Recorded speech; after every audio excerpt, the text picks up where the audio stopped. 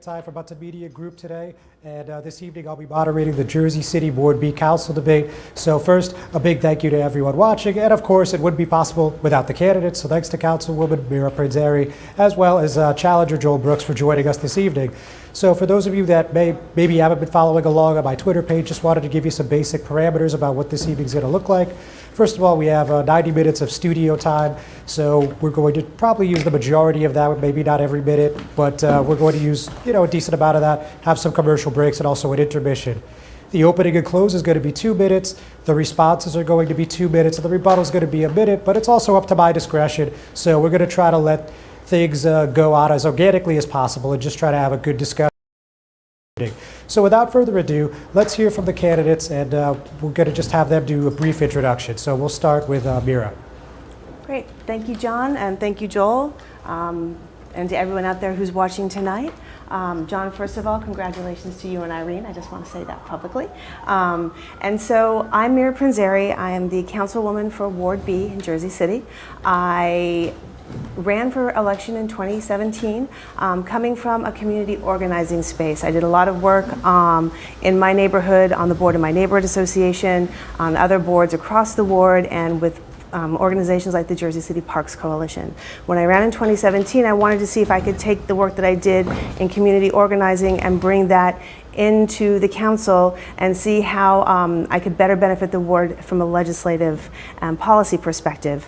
Over the last 4 years, I've done a lot of advocacy for the residents, making sure they get the services they need, starting with quarterly community meetings where I would bring different department and director heads to these meetings to talk about what they do and the ways that citizens can interact with them to get the most out of the services that the city provides. I've also had a lot of conversation around organizing for development projects as they're starting to look at the west side of Jersey City as a place to develop. So making sure that residents' voices are heard and that the process plays out in the way that it's supposed to. I am also very excited about a number of projects we brought to the ward as it relates to infrastructure projects and like the Jersey City streetscape, which is going to be a major transformation for West Side Avenue. So I'm excited to see that through. So I'm running for re-election to make sure that these projects stay on track and to continue to advocate for the ward. Thank you, Councilwoman. So Joel, please give us your introduction. Sure, thank you. Thank you, Hudson Media Group. Thank you, John, for having us, and thank you, Councilmember Prinzeri. My name is Joel Brooks. I am a candidate for Jersey City Council Ward B to represent the west side of Jersey City. I was born in Honduras. I was adopted by an American family. I'm a healthcare union organizer and representative, a rent control tenant, and I live with my partner, Marisol, who's a registered nurse. I've spent 16 years helping workers build power and have a voice at work. I'm running because I want all residents to have power and a voice in City Hall.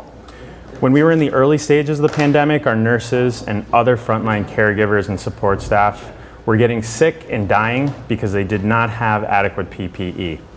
I knew that it was the union's responsibility to make that situation right. We had to push the right levers at OSHA, bargain hard with the hospitals to make sure our members had adequate PPE and they could work safely so they could continue to save lives. We even fought for and won hazard pay for our members. I want to bring that determination and expertise to represent the residents of the west side of Jersey City and to make a west side for all. A west side for all means fully funding our public schools, housing justice for all, homeowners and renters, a Green New Deal for Jersey City.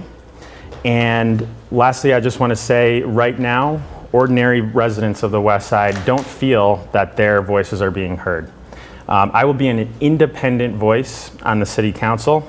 When our tax dollars are being spent or land use decisions are being made, we won't have to answer to politically connected donors.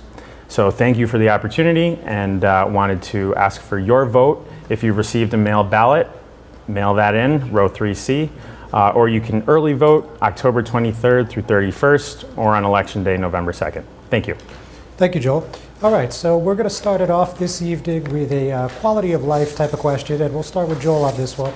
So pretty open-ended, I believe. Let's start with this. Do you believe the West Side Avenue Special Improvement District, of course we all call them SIDS, has been a success to date? Why or why not? So I think the West Side Special Improvement District is a real mixed bag. And it's, some of the business owners don't feel they're getting bang for their buck. So for voters, residents who are watching right now, a special improvement district is created by an ordinance on behalf of the city council. And some of the businesses, they were brought in by virtue of geography. I have heard that they don't feel they're getting services for what they're paying into. Just so folks know, it's an extra tax on top of the taxes that business owners already pay when these are a lot of mom and pop businesses. And so I think there's some real room for improvement there. All right, thank you. Councilwoman, what's your take? Well, the West Side Partnership, which is the Special Improvement District and Management Company, works very closely. They hit the ground running right when the legislation was passed. This is a process that actually started as far back as maybe 2013, 2015. There was a study and an audit done showing that the avenue should have or could be supported by a special improvement district. So we started multiple meetings over the course of about a year when I came into office to understand the concerns of the business owners and also bring in community leaders so they could get their take and their perspective too as to maybe why they weren't utilizing the businesses on West Side Avenue. Once the legislation was passed, they immediately formed a board. Some of the organizers that were not necessarily in favor or a little skeptical ended up coming on the board to make sure that it was run the way with the input that they needed. Now, as far as successes go, we've had a lot of great successes with it. Over 10 businesses have availed themselves of the facade grant, which gives them new awnings and improves their storefronts. They have supplemental cleaning services, in addition to the city services that are provided by our Department of Public Works. We've also instituted some really small things like planters and banners just to sort of brighten up the corridor. And the response that we've received from the businesses has overall been very, very positive. And if there are issues, the management team and the board goes directly to the businesses to address them.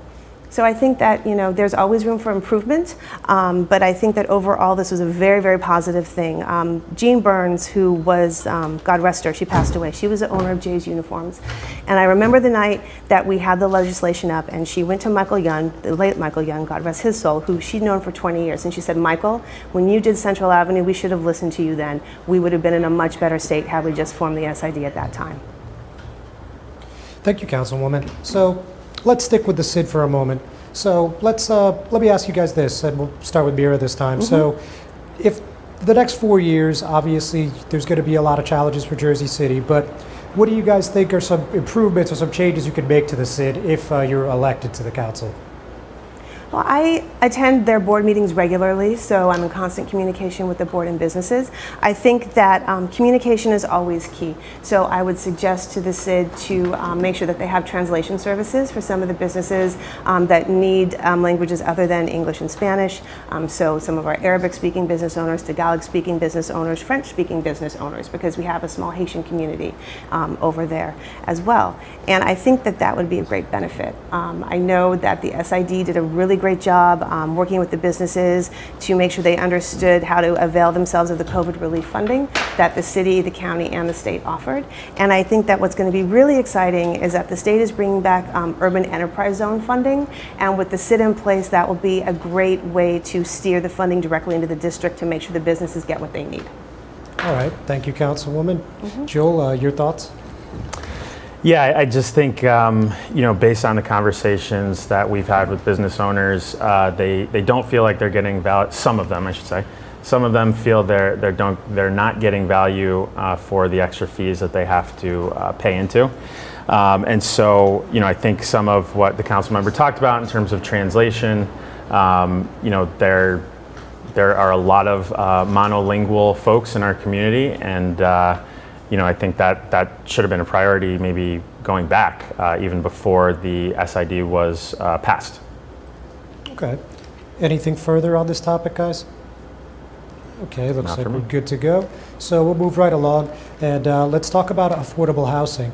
So, we've heard a lot about affordable housing, of course, really for the past few years, but especially since last October when that inclusionary zoning ordinance got approved by the council. It has since been struck down due to that lawsuit filed by the Fair Share Housing Center, as everybody watching, and I'm sure you guys know.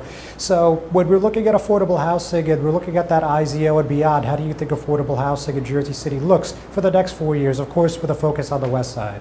And we'll start with Joel this time. Sure.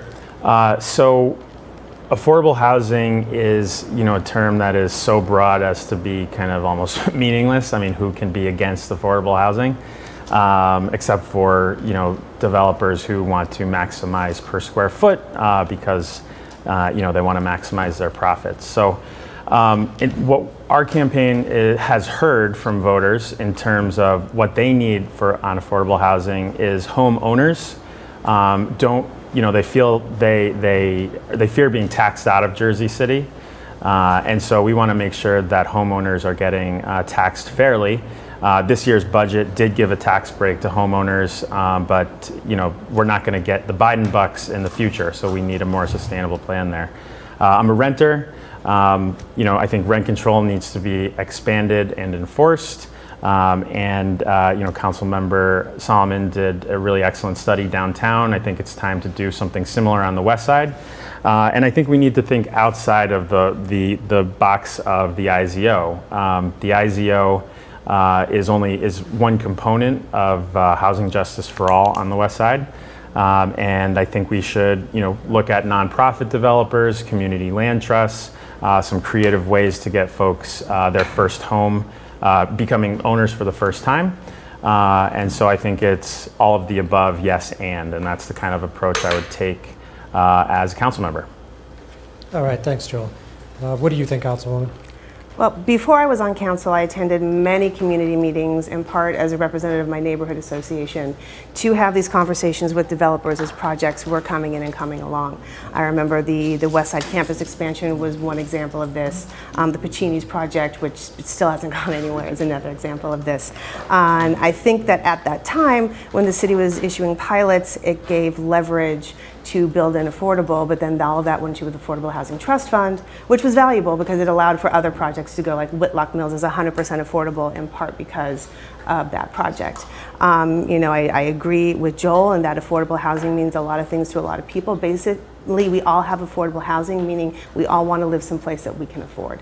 As it relates to the IZO, that is one of the tools in the toolkit. I think that it was unfortunate that it was struck down in court because Jersey City, we need some flexibility as it relates to housing across the city. And I think that the IZO with strict 20% is sort of viewed as more through the downtown lens.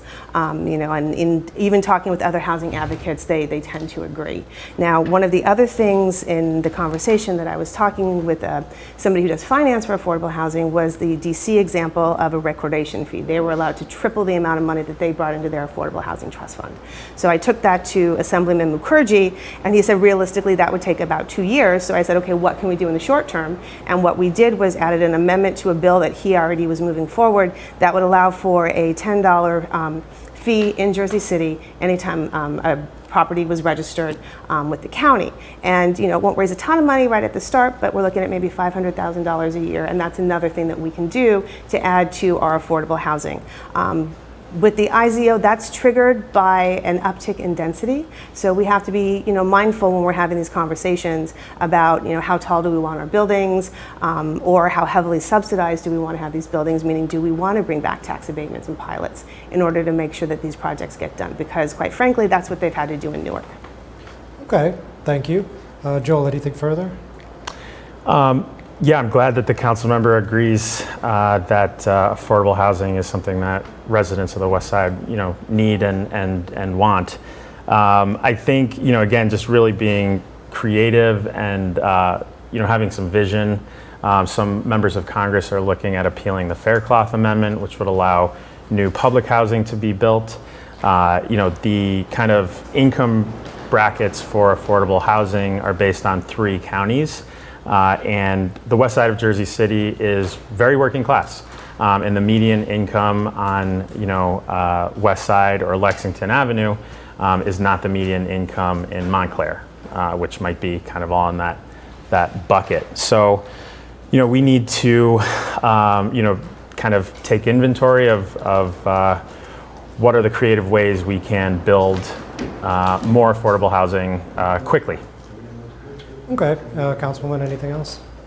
The only other thing that I would add as it relates to home ownership, because that is a really big, important piece of it. I've held workshops, there are home funds, and there are ways that people can, be a first-time homeowner with those programs. As it relates to some of the development in the ward, my biggest challenge has been, there was a project on Carbon Place where we had a number of community meetings. They agreed to 20% affordable, and then the planning department did not think that their amendments were written in the right way. They could not come to compromise there, so they ended up building the project as of right. So that's I think looking at our redevelopment plans and seeing where we can add amendments to those is also going to go a long way in helping with affordable units being built. All right, great. So, I think you guys just detailed pretty clearly that this goes up well beyond the IZO, but I did have one other follow-up regarding that. So, certainly the council is having some difficulty, I guess you could say, in getting this current ordinance resolved. So if you were elected in November, I'm going to go out on a limb and say it's not going to get approved before then. If you're elected in November, how would you go about working with your colleagues on getting something through to make sure that this is something we could put in the rear view and help out those people that are looking for affordable homes? And yes, we can start with Councilwoman. Okay, great. Well, let's go back just over 2 years when we had two competing ordinances and we agreed to an ad hoc committee. Nobody expected a pandemic, but we were, working as best we could to kind of combine those two ordinances to get the best crafted policy for Jersey City. I had voted yes last night to let the councilman's ordinance go to planning board because I think that that's where it needs to sit, so it's sort of out of this political atmosphere. Again, I think that his ordinance is probably too strict, but I'm looking forward to seeing what the planning board has to say. I also look forward to seeing what Fair Share Housing and our planning department come back with their ordinance. And just, again, just going back and sitting back down and trying to make something work for all residents in as timely a fashion as possible. I personally get frustrated because I've lost well over 40 units of affordability because it took so long to even have something come to council last October. Okay. Joel, what do you think? On the IZO, I think what the Councilmember Lavaro has put forward makes sense. It made sense 2 years ago. So if I were elected in November, I would work with other members of council to get it passed ASAP. But I do want to say that I think the fact that we're having this discussion and affordable housing is a political football is a result of the political influence of real estate developers. I don't take money from them, and they are not who I'm going to represent. And so that's something, I would bring to the council that would be different. All right, Councilwoman, any response to that? Anything? I will agree to disagree on the influence of developers with our IZO. This was guided by our planning department, who did a land use study and survey, and who did a housing inventory and survey and study, and that's where we started back in 2019.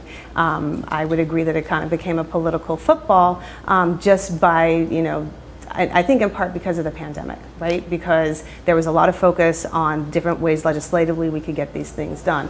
We were almost done with our meetings before the pandemic hit. We took that hiatus. I had emailed Councilman Lavaro as to when we were going to get back because it was an important policy. And then we were looking at 4 to 6 more meetings to resolve the meetings that we'd had previously. So I think that there was just some frustration there to get the process moving. Joel, any further rebut, or you're good? I think housing will come up a little bit more, so I'm good for now. Okay, great. Yes, actually, this is going pretty well. I think we'll continue on. So in the past 4 years, I don't know the exact number, but I know that there hasn't been a ton of affordable units built in Ward B on the west side. And, certainly COVID stalled some of those projects. But looking forward to the next 4 years, if elected, what do you guys plan on doing and ensuring that affordable units do come to the west side? And we'll start with Joel this time. Sure. Yeah, I think that we need to, get some plans, do an inventory of what lots are kind of available. What the city owns, I think the JCRA has, power over land use. That's city land. So we should, again, be creative and be thinking about, what working class people need is good, dignified, safe housing. And so I think, I would want to convene, different housing experts like Fair Share, maybe some community land trust folks, to get some sharp plans together as soon as possible. All right, very good. Councilwoman? The majority of the projects that are up and are coming up in my ward, for the most part, were approved before I was even on council. So for me, it was sort of backtracking a little bit to see what we could put in for affordability, and there have not been a lot of projects that have moved forward. I'll use Carbon Place as an example of one where we thought we were going to get it and then didn't. And then also another project on Communipie Avenue where the developer had put in 10%, but there are issues with the community, and they think that some of the community members like it, some of it think the building is too high. So that project is still being worked on. I think that to ensure that we have affordable housing moving forward is, again, looking at our redevelopment plans, right, and making amendments where we can there. And I think that we've already done a housing element study. We've already done this work. And I think that as it relates to the affordability issue, it's just a matter of making sure that everybody's sitting down at the table. To community land trusts and land banks, that's something that nonprofits can do and should do, should they have the right conversation with their elected officials. You've seen successes and failures with that as well. And again, we are working with nonprofit partners like Garden State. They work with the JCRA to build affordable home ownership and affordable buildings. That work is already being done. So I think we can do more and we can do better. Okay, great. Joel, any rebut? Or good? Nope. Okay. All right, so let's move on to a completely different topic. Let's talk about something that's more of a citywide issue, but I'm sure you could both relate to it on the west side. So let's talk about the Jersey City Municipal Utilities Authority and the so-called water tax, right? So this was something that they approved last year, and it was on residents' tax bills from January on, and then in August, the mayor said that they were going to be freezing that and offering refunds. And the council passed a resolution, not binding, of course, calling on the MUA to repeal this tax. There still hasn't been any movement, and we heard from the caucus meeting that many refunds, if any, actually haven't been granted. So how do we move this forward, for the last quarter of 2021 into 2022 to get things back on even ground? So I'll start with you, Councilwoman. Well, I think in part of our conversation with Suez when they came to council the other week to talk about a totally different issue, Councilwoman Ridley raised a really great point. We need to have a Suez liaison like we have with PSE&G and like we have with the MUA. I think that that's really the only way that we're going to be able to move through this. Now, when the bill started changing, first I was contacted by laundromats and I was contacted by property owners, and I started having conversations with the administration as to what was happening, why it was happening. Then we had great advocates that also pushed to have the pause put forward, and after all of these conversations, the administration said, yes, we're going to press pause, we're going to work this out. But I think that it's just going to take, again, good partnerships and sitting down at the table to make sure that this moves through the way that it's supposed to. I understand how this might have looked good on paper, but obviously there were all kinds of issues with it in reality. We know too, as we get our water bills and we get our electric bills, sometimes they're estimated, sometimes there are mistakes and hiccups, and I think that is just add to the confusion. But I think to finally get the refunds in place and get these rebates moving, it's like we just all have to sit down together. Okay. What's your take on this, Joel? So I think there's a lot going on with the water tax. Rewind to the when the contract for solid waste was moved over to the MUA, and there was not a lot of transparency there. And it ended up being a regressive tax on small businesses and homeowners. So I think if I am elected, I would really put a microscope to the moving parts of different parts of the city administration, and I think that when you don't do that, you get what happens with the water tax, which is the administration said, "Oops." And I don't think we should be telling working class people in Jersey City, "Oops." They're their paychecks are very, near and dear to them, and their mortgages, their mortgage bill every month is, they need to be able to predict what their housing costs are. So I think this is an example of just kind of sloppy behavior. What do you think about that, Councilwoman?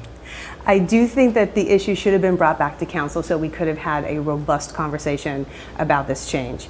When they did the contract, Regional Industries was the only company to bid on the request for proposal. The contract was put into place, and then these other pieces were acted on without it coming back to us. And I think that is, that's the check and balance that's needed. Okay. So, two topics came up that I think we'd like to address. We'll get back to Suez, but for the time being, let's stick with Regional Industries waste removal services and recycling too. So I know that you've both spoken in favor of bringing these services in-house. So how would bringing garbage removal services in-house look, and what kind of timeline would that look like, and how would you push that forward if elected? And we'll start with Councilwoman. Well, I've already done some of this work. Everybody knows that I've not been a fan of Regional Industries since I've been on the council. I've been in multiple meetings with them, expressing my frustration as a resident and taxpayer, in addition to the frustration of my residents. So when we realized that they were the only company to bid on the contract, we only had a couple of options. We could have gone month to month, but then they might have opted out. And if you've ever lived in a city that's had a trash strike, you know how catastrophic that can be, right? There was conversation about going back and dividing into wards, but then you have somebody who has to be a project manager managing multiple contracts. So that didn't make any sense. So once we were looking at the numbers, the then business administrator at the time, Brian Platt, did sort of a back of the envelope analysis. And at the time, it was a little bit more expensive than what the regional contract was. So we continued to have those conversations. He left. John Metro came in. I continued to have those conversations with the administration, and that's where we said, let's just have a third-party auditor come in, take a look at what the actual cost would be. They can ask the questions, they can create the timeline, and then they can report this back to council to see if we can move forward. So I sponsored that resolution that came up at the last council meeting, so we're already putting that into place. With regard to the timeline, I would, have to consider the costs and consult with the experts, but I would want to expedite that as soon as possible. Because when this comes back in-house, we're responsible for it. Right? We do the hiring, it will be, the city, like local unions will be working on it the same way that they do through DPW and the former incinerator authority. So it's a local hire, which is a win. It's good paying jobs, which is a win. And, generally, if you live next door to the person that's collecting your trash, you're probably going to pay a little bit more attention to how well of a job you're doing.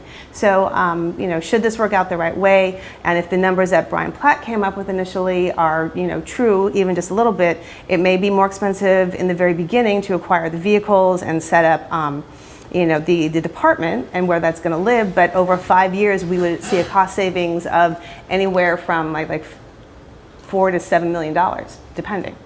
So I look forward to that audit coming back to council so we can start those discussions as soon as possible. Okay, great. Joel, what's your feeling on this? So applaud the council member for her resolution 41 days before an election. A lot of good ideas seem to come on the agenda close to the election time. I think that it's a no-brainer. Regional is the council member brought up labor issues. If I'm not mistaken, regional is not unionized, and I don't mean this to be anti-worker in any way, but I don't think the litter that we see on Bergen Avenue, on West Side Avenue, that's not a result of people just tossing their candy wrappers. I've personally seen regional employees, dragging trash bags when they're emptying, the trash cans, the municipal bins. They're not getting all the garbage, and so the taxpayers are not getting bang for their buck, and this should have been done, yesterday. And so that if I were elected, would work to expedite that quickly. Okay, anything further? A good idea is a good idea whenever it comes, and the calendar is the calendar. So this is not an election year stunt. This is actual real frustration that I've had with Regional Industries over the years. When they came to council again in 2018, it was very contentious, and they said they were going to do some things, and they did not do them. I think that there are a lot of issues with them. I could go into it, actually could probably talk about it all night long, but I won't bore you guys with it because it's kind of a broken record.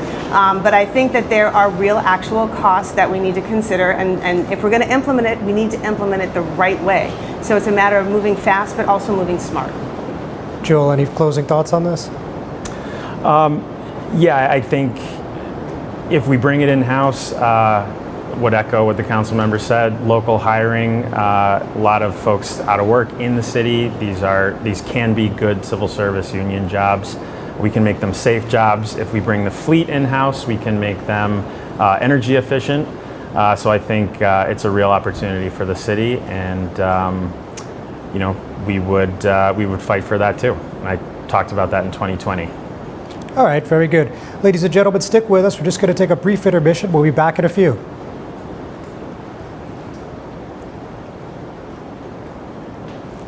What are we doing, 5 minutes? All right.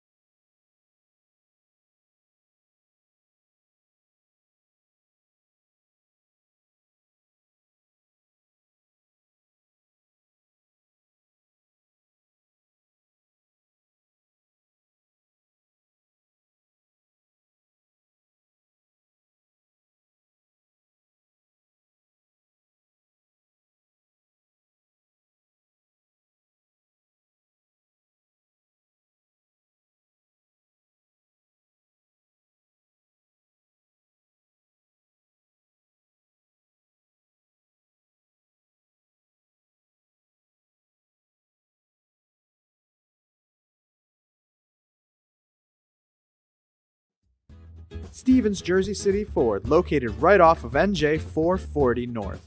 Across the Hudson Mall is your one-stop for all your automotive needs. Check out Ford's latest models like the 2020 Ford Fusion with its stylish looks and hybrid options, or the unparalleled high-performance 2020 Ford Mustang.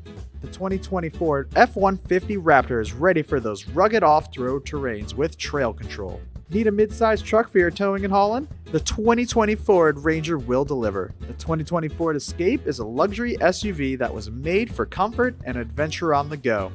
Returning is Ford's legendary Bronco, which takes you back to the true meaning of off-roading. They are now available for pre-order in our showroom or on our website. Let us help you find your next vehicle. Stevens Jersey City Ford, 201-432-7272. Ford made their first all-electric SUV a Mustang. Rapid acceleration, reactive handling, 300-mile range. You control how it feels and how it sounds. It knows you. It dials into your preferred settings. It has an array of driver assist technology. Cameras and sensors enhance your awareness and provide you with additional control. But it's more than cutting-edge technology. It's the spirit of it. It's a Mustang. Introducing the all-new Ford Maverick. A truck for people who do stuff. And people who make stuff. People like Gabrielle Union. I make this look good, don't I? Who haul whatever they want to wherever they want. Like wood to build things made of wood with. And friends to get weird with. It's for long trips that the standard hybrid engine with a targeted EPA estimated city fuel economy rating of 40 miles per gallon helps with. That an 8-inch touchscreen connects with. And any trip that this interior makes more comfortable. But we'll let Gabrielle tell you all about it. Or I could just tell them it's a Ford truck that starts at less than $20,000 MSRP. Yep, that works too. The all-new Ford Maverick, built to defy expectations.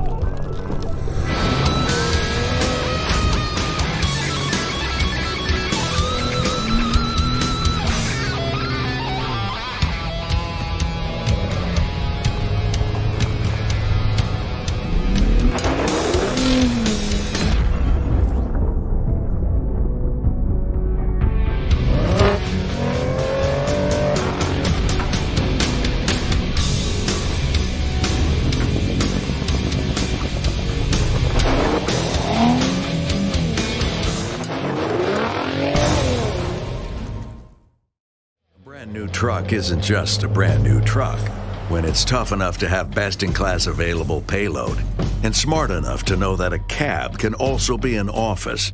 A truck equipped with best-in-class available towing that asks, why can't all that power more than just this truck? No, your brand new truck isn't just a brand new truck when it's the all-new F-150. Tough this smart can only be called F-150.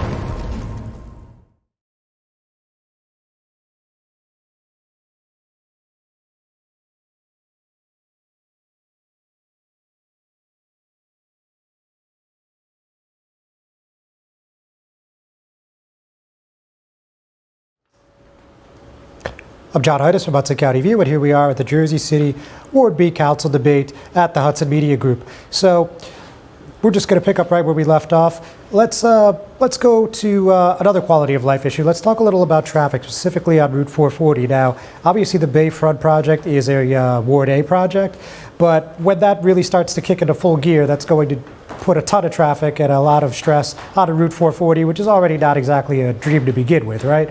So if elected, or if already, what have you done to address this issue, and how would you like to address it going forward? And we'll start with Joel this time. Thanks. 440 is a state road, so we would have to work with the state legislators to look at what could be done to alleviate traffic flow. But yeah, I just want to affirm, people watching this, their experience. It's 440 can be miserable, and I think there are some. I think there is an approved plan on the books to widen the road. I think we need to be very careful with adding lanes, because I think when you add lanes, you tend to add cars. So I think that improving public transportation. Hopefully when the light rail is extended all the way to 440, that will, folks will take that to get their shopping done on 440, and we can have a decrease in auto traffic, because it's just, it can be really, really brutal, and that spills onto Communipaw and going out to Newark. It's a parking lot. Thank you, Joel. Councilwoman? Yeah, we've all spent many hours of our lives that we're never going to get back in traffic on 440. Let's be real about that. 440 is a state road, and the state can be very challenging to work with. One of the first things that I did as a council person was trying to address the issue of people cutting across 440 at Clendenny Avenue. And the state was not going to entertain putting up bollards to stop that, so we just made a direction change, making it one way going eastbound to mitigate that, and we saw a lot less accidents there, which was a really great first step. We had to fight for 2 years to get the left turn onto Communipaw Avenue reinstated with the state, and they gave us all kinds of reasons why they couldn't do it, but we kept fighting for it. Now with Bayfront coming on, you have 8,000 units there. You're going to have a light rail extension, but there's also going, development happening all along that corridor. Back in 2019, we started having conversations with the state to get the category of the lane of the road changed, and what that meant was, with the changing category, we could implement left turn lanes and get rid of those jug handles.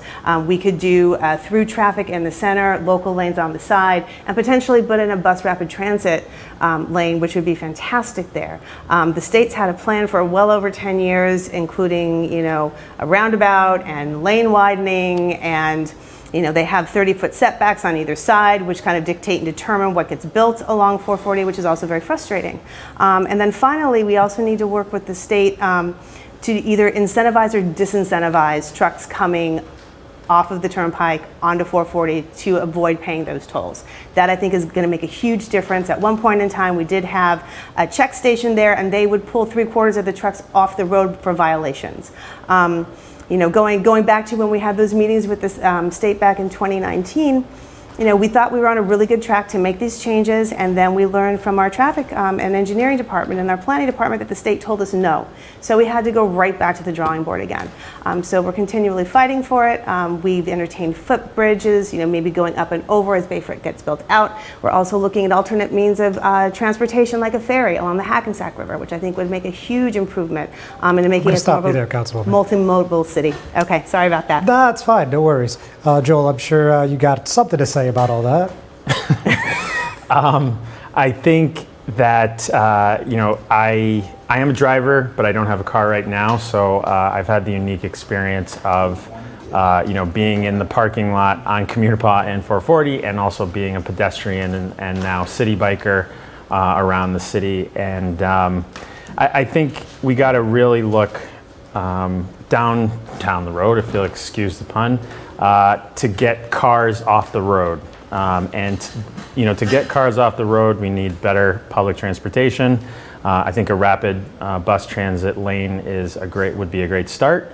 I'm not naive enough to think that everybody is going to hop on a bicycle, because it can be pretty harrowing out there, especially where there are not bike lanes or sharrows.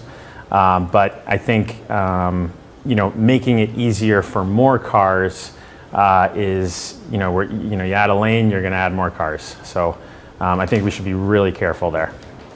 Okay. Anything else, Councilwoman? I think what's lacking in the state altogether is a really good regional transit system. But again, this is under the purview of the state, so all we can do is advocate. I've lived in other cities that have had it. My dad's from Chicago. Chicago has a great system. New York has a great system. California, pockets of it have really great systems, and these are the models we should be looking at.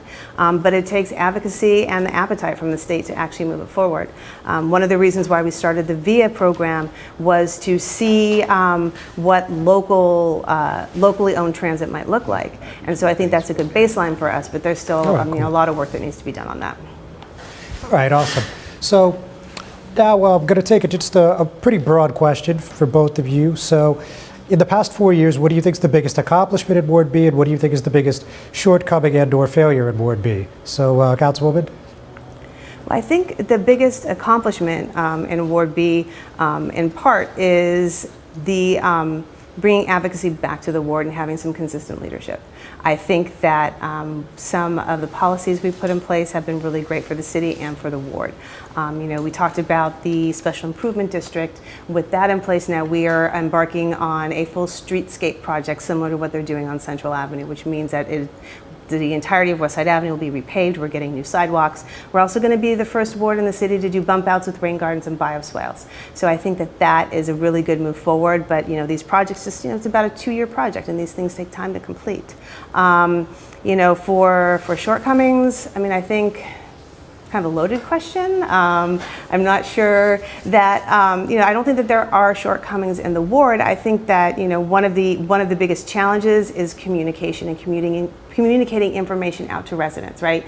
Everybody's on different social media streams. There isn't a local paper that everybody reads. The Jersey Journal does a great job, but it doesn't reach everybody. And just and understanding how people get their information and share their information. And I think that once we get better at that, the Alert JC system's a good start. I do the best that I can to push information out, but that I think is it's sort of a citywide issue, but it's also a Ward B issue. Okay, great. What's your take, Joel? So I think the biggest accomplishment in Ward B was really citywide, and that is the Board of Ed fully funding our public schools for the first time in many years. And that will have a disproportionately positive impact on Ward B, because we have a lot of kids who are ESL, who need IEPs. And I think we should spare no expense to get our kids the best education that we can. And we've certainly spared no expense to allow development to come in all over Jersey City. I think the biggest shortcoming would be the relationship with Suez and I'll take the boil water advisory. The water buffaloes were by the statue, And the recent census data shows there's about 43,000 people in Ward B, and we had 2 water buffaloes. Inconsistent bottled water delivery. And I did see the council member out there when I was filling up water for our apartment. And it's just a shame. It's a shame. We were canvassing that weekend. We spoke to folks who were monolingual, who had not gotten any communication about either the boil water advisory or that there was water available.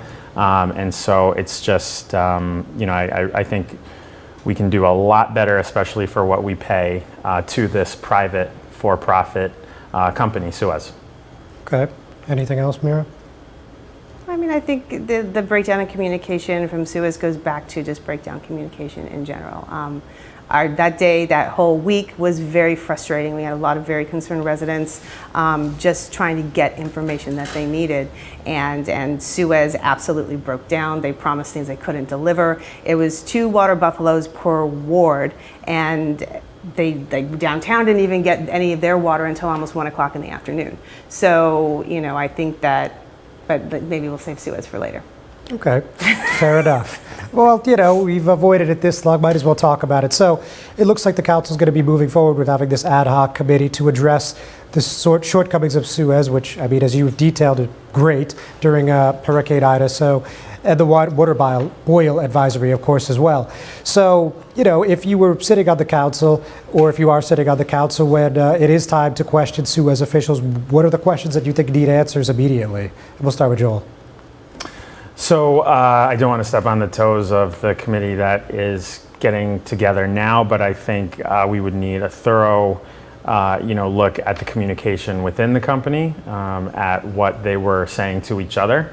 So I'd like to see that.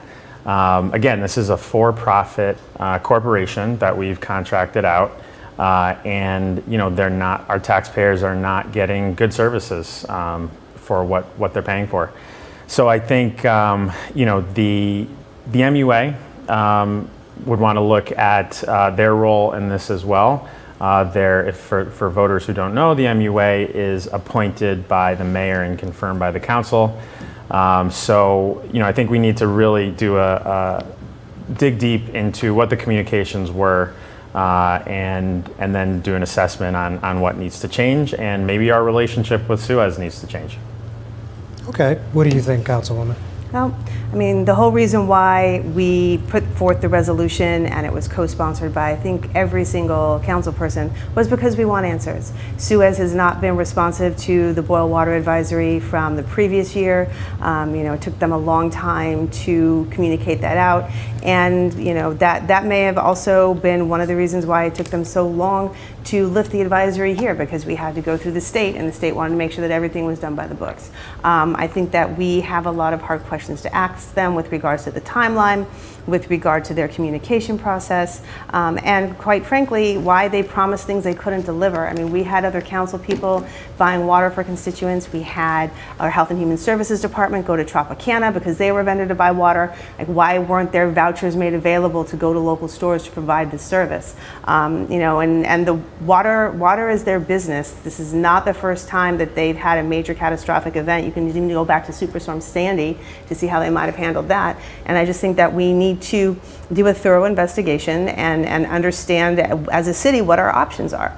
There are other companies that provide this service, and putting out an RFP may not be a bad idea to see what we get back.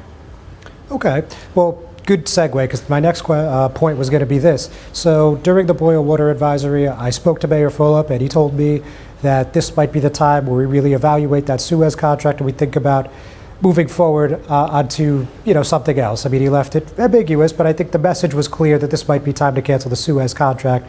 So point blank, if you were on the council and a measure came before to terminate the contract with Suez, would you support that, and why or why not? And we'll start with Mira.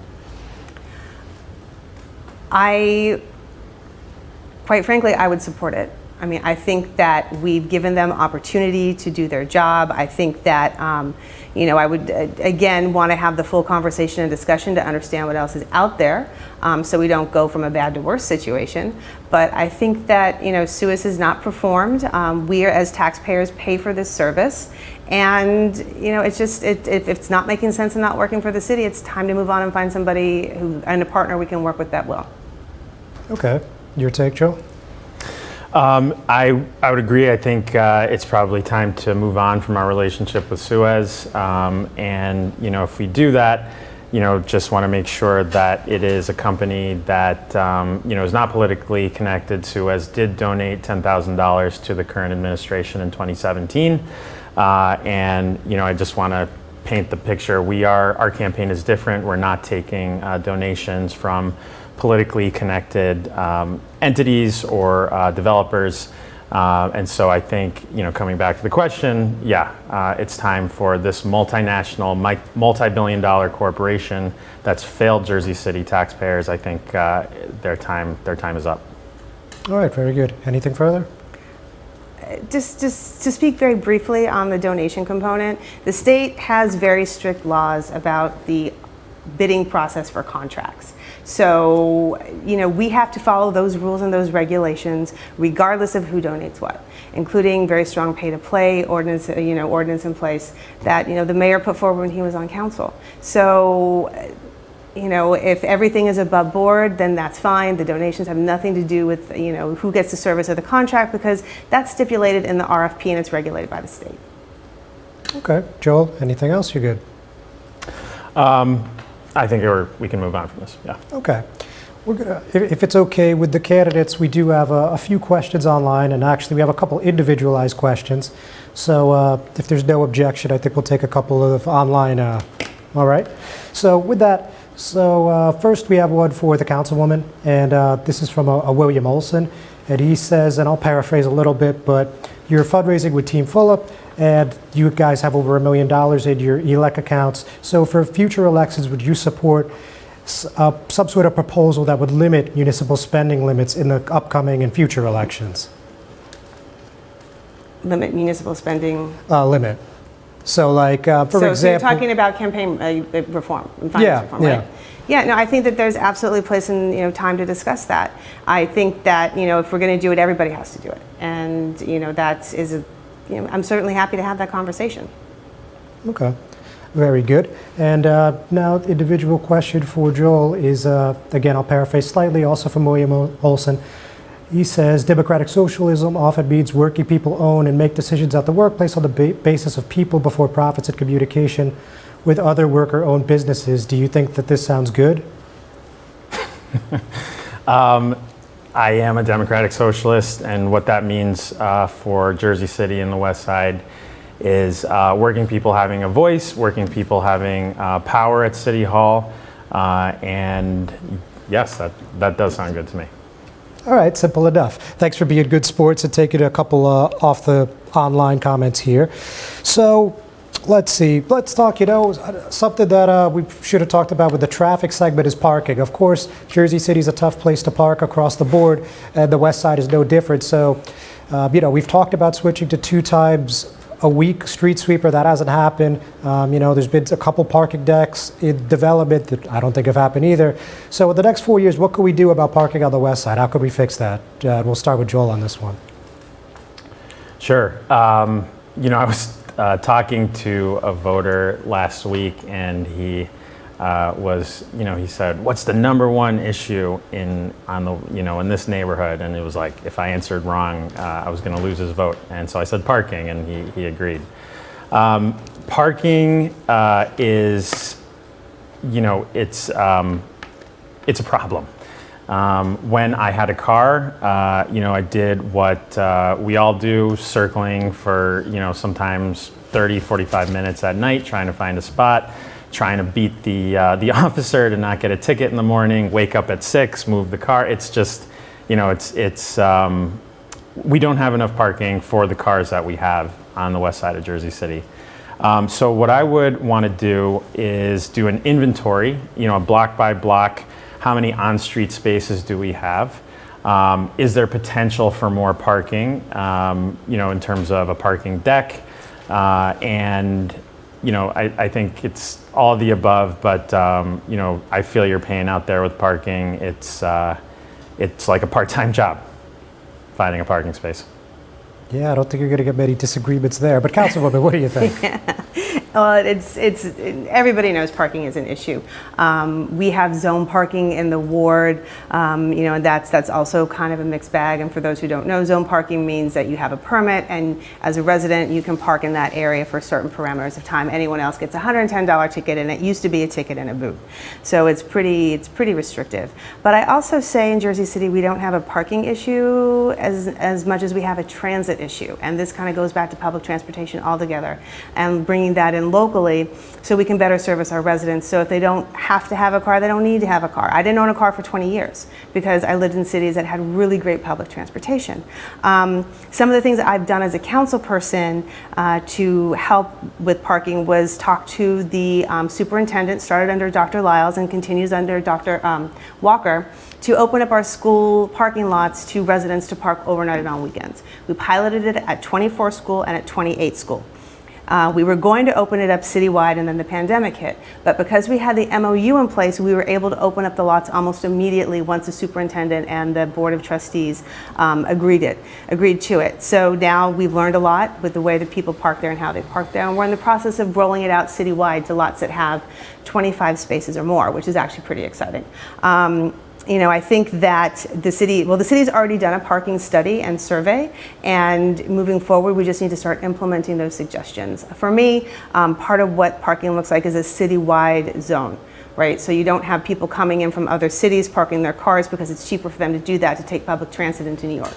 And we know that this is happening because of the development happening in cities around us, in Harrison, in Kearney, in Bayonne, in Secaucus. So I think that that's a strategy that I think would work really well for Jersey City. Okay. Anything further on this topic, Joel?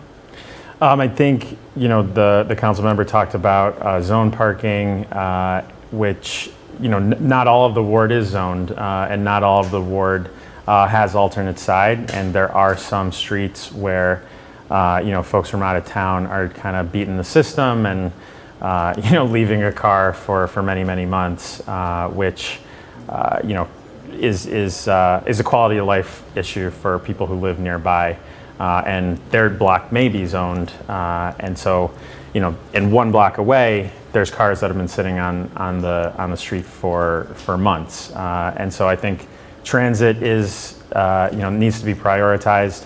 One of those blocks I'm talking about is at the end of Logan, and the bus goes down SIP, does not go directly to Marion Gardens. And so I think there's, that's one area the ward we want to look at in terms of parking and transit. Okay. Anything else? The only other thing I would add to that is when we implemented the VIA program, that northern part of the ward was a big priority for me because the state took away service on a number of different bus lines. They rerouted the 440 shopper, which was also a really big pain point for residents.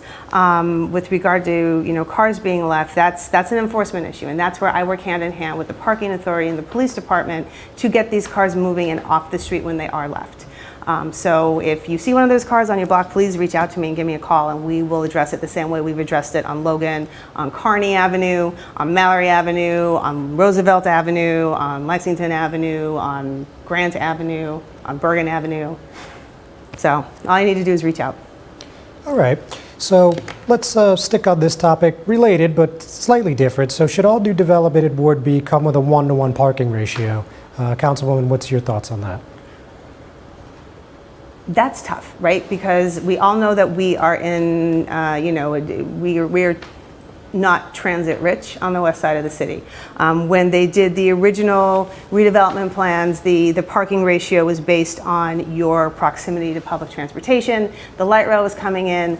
Two of our major redevelopment zones are on that part of the city, so that put it down to like 0.3 parking spots per development. Now, I've spoken with developers and they've told me that they have empty lots, or empty spaces in their building. So we've tried to find ways to work around liability issues to allow residents to park there. But I think until we start addressing the transit problem, we're going to have to look at one-to-one parking, because there are, it's very difficult for people to get around. Okay. Joel, what's your take on one-to-one parking for new development? No, I don't think one-to-one unit to parking makes sense. I know, to speak to a development that is still kind of, on the bubble on Communipaw, I know folks in that particular area, near Roosevelt, Lexington, between West Side and Mallory, parking is very, very tight there. And the prospect of adding more cars to that area, because Communipaw doesn't have parking, doesn't have a bike lane either. That was really upsetting for folks. So I think, however, the one-to-one ratio, it's, if we can house people, we should house people, not cars. Okay, very good. So, anything else? I mean, I've spoke with residents on Lexington and Roosevelt, and one of their biggest pain points is the car dealerships that park their cars around the area, on their street. So, the prospect of, that becoming something else, another car dealership, would actually exacerbate the problem. I know that there is, that project, there's been a lot of back and forth with it, but it had more to do with the height of the project than the parking in the area. And there are residents that are for that project because it will make the neighborhood more walkable, because it will bring additional retail to the area. So that's one way that you can mitigate the one-to-one. If your city is walkable, you don't need a car.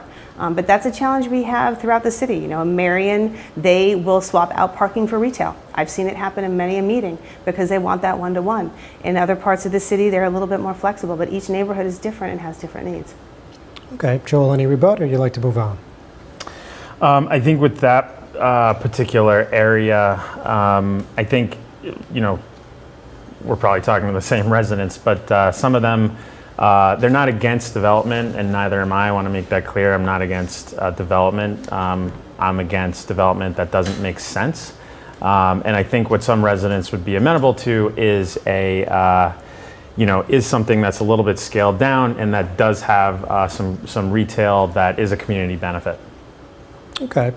So again, I think we'll go to a broader perspective now. So pretty sure that throughout this campaign, I've seen both of you address yourselves as progressive Democrats. Of course, November 2nd is a nonpartisan race, but nonetheless, you've obviously identified your voters and your track record. So why did you want to make that a part of your campaign, and what part of your accomplishment you think speaks to that title of a progressive Democrat? So we'll start with Mira. Well, for me, progressive Democrat, where I've shown I'm progressive is in particular in the environmental space, with the work that I've done in our parks, with the Open Space Trust Fund, with organizations that are pushing for energy and solar. In the city, we just approved a resolution for the city to work with Snyder, which is going to retrofit our buildings, which is going to give Jersey City the first microgrid in the state, which is also very, very exciting. I do say, I am socially progressive as well. I've worked with a lot of residents in my nonprofit experience, in my personal life, to making sure that they get the social services that they need.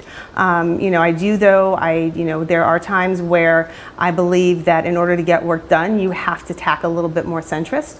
You don't necessarily want political ideology to get in the way of your leadership, because I represent a very, very diverse ward, and Jersey City is a very, very diverse city.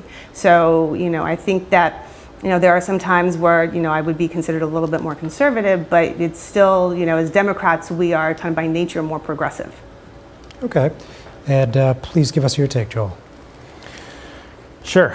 I think that there was a resolution that came up before the council with regard to ballot design, and my opponent voted. I think she actually abstained. But I think ballot design in the party primaries is, something that I came up against as I ran for county committee, and almost won our seat on our block. But I want to, in terms of like labels, I think that our agenda, our platform is what voters want to see. Working class voters in Ward B, because we have been knocking on doors since April. We didn't put together our platform until July. And so, I think that, our platform of fully funding the schools, housing justice for all, and a Green New Deal are what folks on the West Side want to see. And in terms of my career, I have worked for 16 years helping workers build and organize unions. And, that is a very humbling experience to see folks fight back against their employers for safe and dignified jobs. And so that, I think, is how I come to my politics. All right, so I think we're going to stay on this topic, but we do need to take a quick break, so we'll be right back.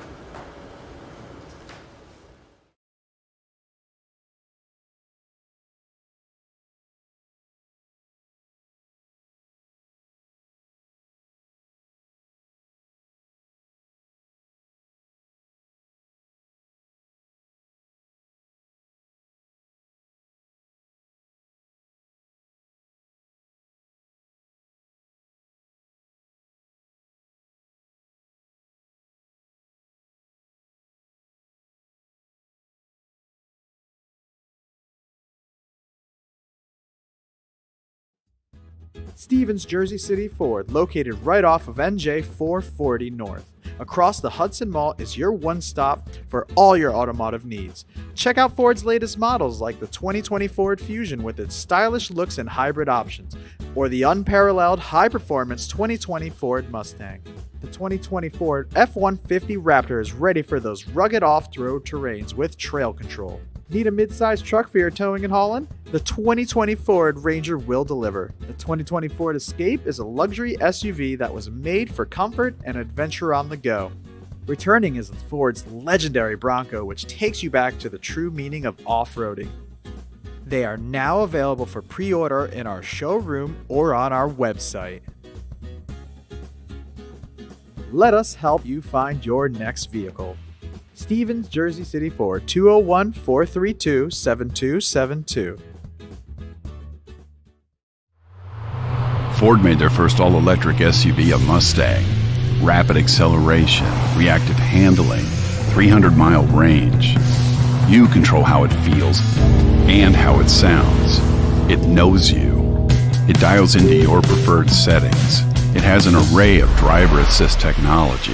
Cameras and sensors enhance your awareness and provide you with additional control. But it's more than cutting-edge technology. It's the spirit of it. It's a Mustang. Introducing the all-new Ford Maverick. A truck for people who do stuff. And people who make stuff. People like Gabrielle Union. I make this look good, don't I? Who haul whatever they want to wherever they want. Like wood to build things made of wood with. And friends to get weird with. It's for long trips that the standard hybrid engine with a targeted EPA estimated city fuel economy rating of 40 miles per gallon helps with. That an 8-inch touchscreen connects with. And any trip that this interior makes more comfortable. But we'll let Gabrielle tell you all about it. Or I could just tell them it's a Ford truck that starts at less than $20,000 MSRP. Yep, that works too. The all-new Ford Maverick, built to defy expectations.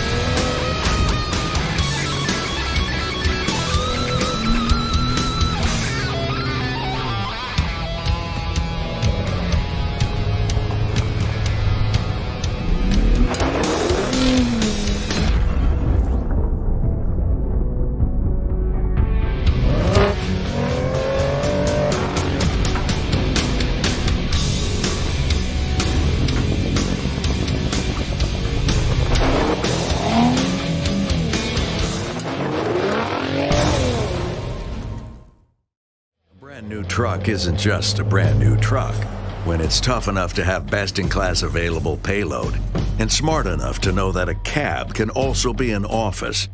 A truck equipped with best-in-class available towing that asks, why can't all that power more than just this truck? No, your brand new truck isn't just a brand new truck when it's the all-new F-150. Tough this smart can only be called F-150.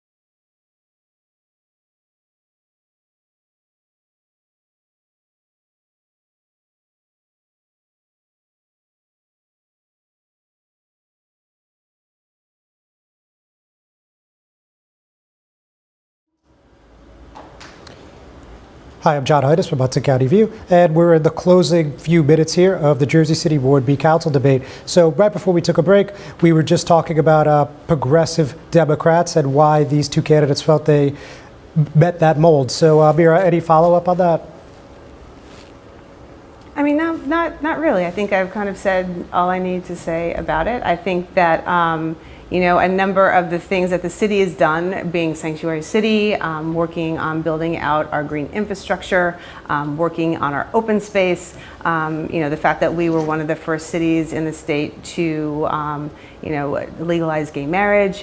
We have an increase in the pricing disparity or salary disparity in our staff, and a lot of that was based on, you know, women not being paid the same as men. You know, we're closing that gap. We've increased our minimum wage. So as a city, we're very progressive, and that would be the, you know, one of the reasons why I love living here. All right, Joel, any closing thoughts on this? Yeah, so I think in terms of you know, being progressive and, you know, making a welcoming atmosphere for everyone, the sanctuary city executive, I think it's an executive order by the mayor.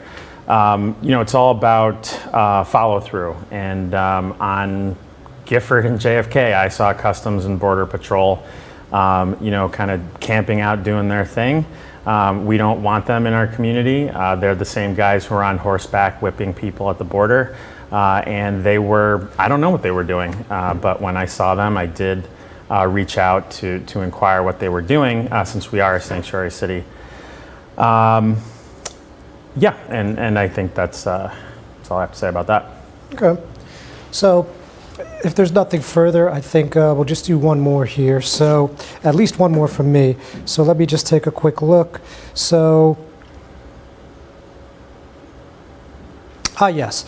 So now when we're talking quality of life in Ward B, we also have to talk about homelessness, panhandling, people sleeping outside.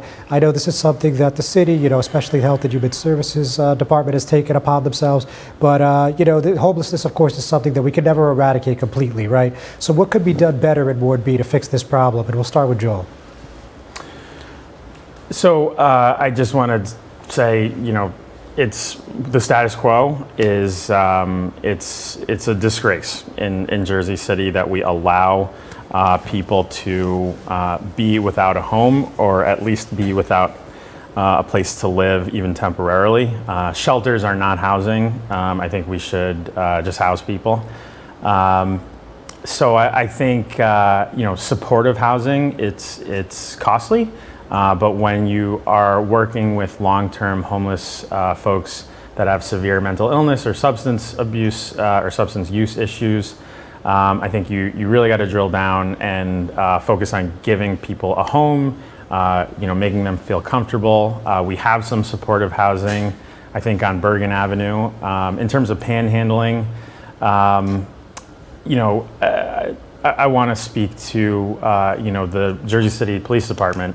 It shouldn't be your job to be a social worker for homeless people or people with severe mental illness or severe substance use issues.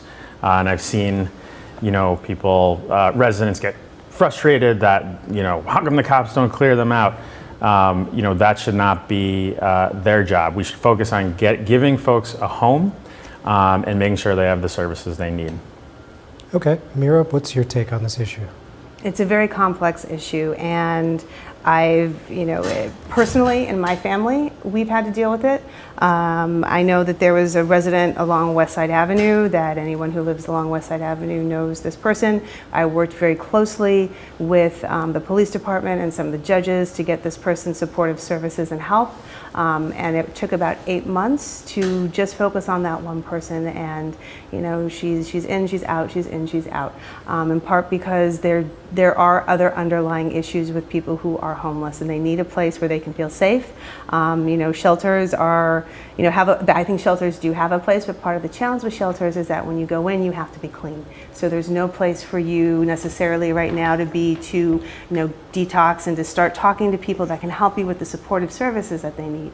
As a city, we just broke ground on the new St. Lucy's shelter, which is going to have supportive housing, which I agree 100%. Like you need that, because it's not just a one-step solution. I think that we've got great partners that the city works with to help people who, families who are immediately evicted, to get them into first a hotel and then to get them the housing they need, because that's another need that residents have, and you want to catch them right away so they don't have to spend a night in their car. I think that the city has been doing some good work with changing up the way that we have the intake center over by Dickinson High School with Garden State Episcopal. They're building a new congregant room. They're adding showers. They're adding laundry so people can go and wash their clothes, get cleaned up, and talk to social workers and people that can help them get to the next step. The city has mobile showers and mobile laundry that we've taken to different parts of the city to sort of set back discreetly, so people can come and avail themselves of services, and they can start to have that conversation with the county and with the city to get them the services that they need. A lot of this though is also voluntary, so it takes time and it takes tenacity, and it takes a lot of work. The other thing that the city is also, like some of our partners do, is the social workers do go to the people that are out on the street to talk to them, to make sure if they're taking medication, make sure that they have the services that they need, making sure that they're making their appointments. So there are services out there. I agree, it's not That's enough. why we're going to stop you there, just because we're running a little short. Sorry. That's okay. No, Actually, sorry. no, I'm not apologizing. Why should I apologize for speaking what I feel passionately about? No sorry needed. Yes, but Joel, your thoughts. So I think, kind of zooming out, if you are you're a working class person walking to Journal Square, you're doing your shopping on West Side Avenue, and you see folks who are struggling. I just want to ask everyone to kind of zoom out, and the development that has taken place, and a lot of the development that will take place, is going to be market rate or luxury, and more of studies have shown that regionally building more and more housing may bring down rents as a region, but nearby that particular market rate development, it raises rents, and raising rents displace people, and when people are displaced, they might be homeless. So I think it's all part of a vision about how we want to do development in the city. All right. Anything else, Mira? You ready to go forward? I mean, the only other thing that I would add to this, and this is a point that Council President drives home, as it relates to affordable housing, and again relates to people getting displaced and potentially, living paycheck to paycheck. A lot of employers don't offer, the quality of cost of living increases like they did, maybe 20 years ago or so. And I think that that's a big piece of it, is because people need that working wage so they can support their families and they can support themselves. All right, Joel, anything further? You're good. Just the last thing I would say is I think the rollout of the rental relief program could be done a lot better. There are, I think 90% of the applicants of this round, their rental relief applications were not approved. That's, the people who applied, that's probably a low number of people who need help. And so we got to do a lot better there. Okay, so a lot of people, we're going to close on this, a lot of people really like this in the Ward A debate, so we'll let you guys both ask each other one question. Of course, we want to keep it cordial as we've done all night, so let's try to keep it a body shot, no low blows, but we'll start with Councilwoman. Okay, so to you, Joel, somebody who's new in the ward, somebody who's not done a lot of work in the ward, somebody who's maybe not been to a number of community meetings over the time that you've been here, haven't really, built programs in the ward. This is something that everybody always asks, so I'm going to ask you. Having not participated, now you're running for office, and depending, regardless of the outcome in November, like how are you going to engage with not only the administration but the council as a whole? Are you going to just popping up right now and then we don't see you again? Like, what's your commitment? Thank you for that question. I think that there are different ways to be involved in the community, and one way is to be active in your neighborhood association. Another way is to be active in your place of worship.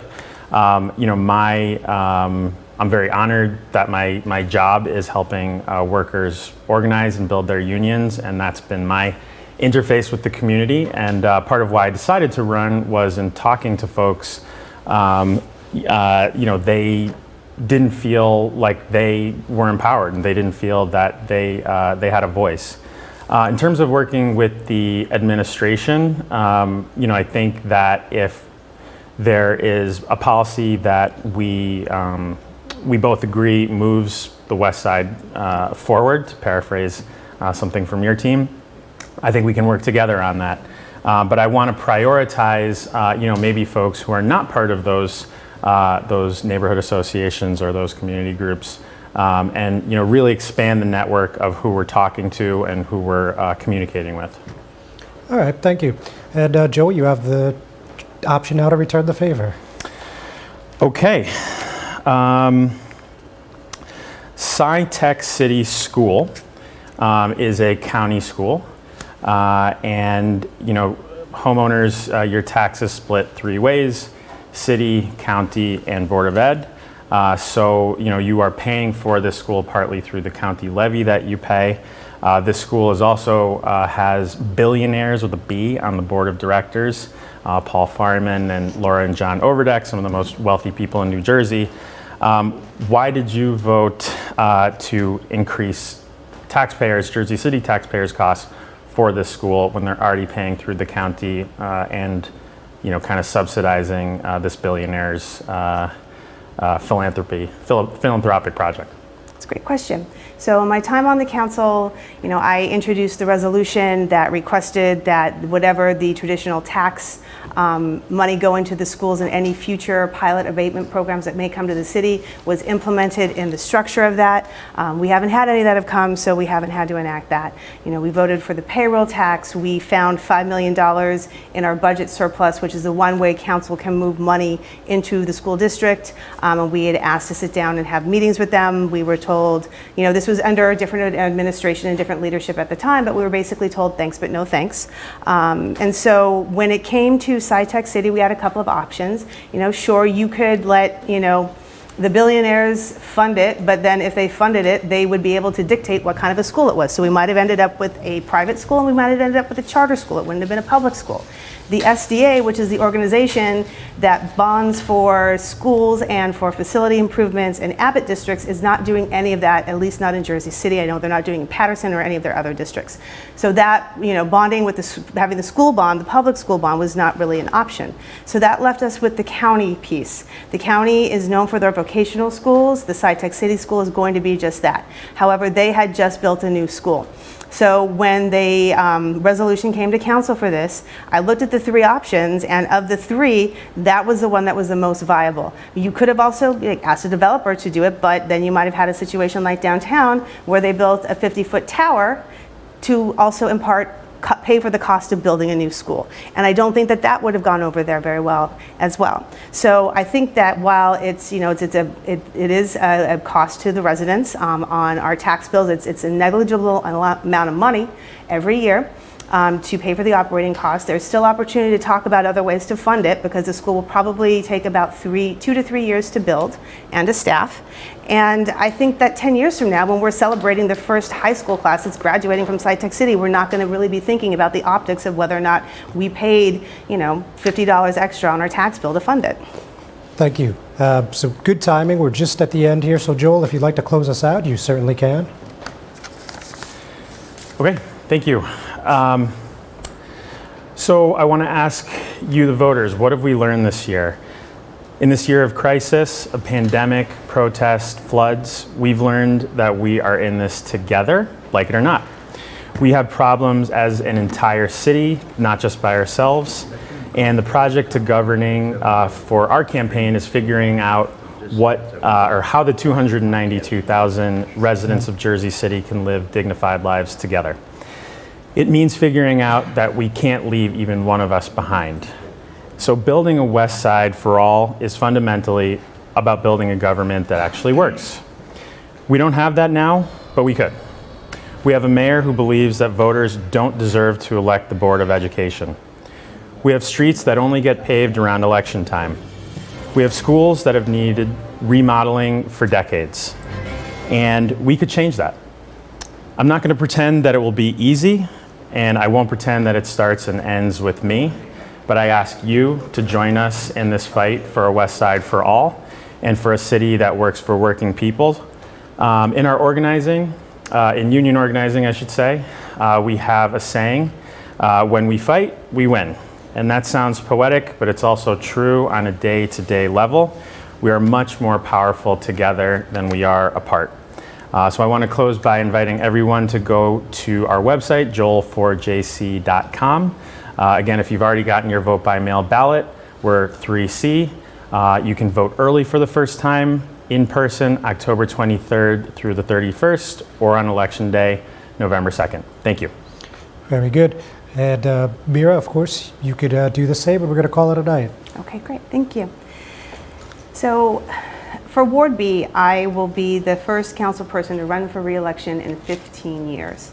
So when people talk about our side of the city maybe being forgotten, I would just say that this kind of comes down to consistent leadership.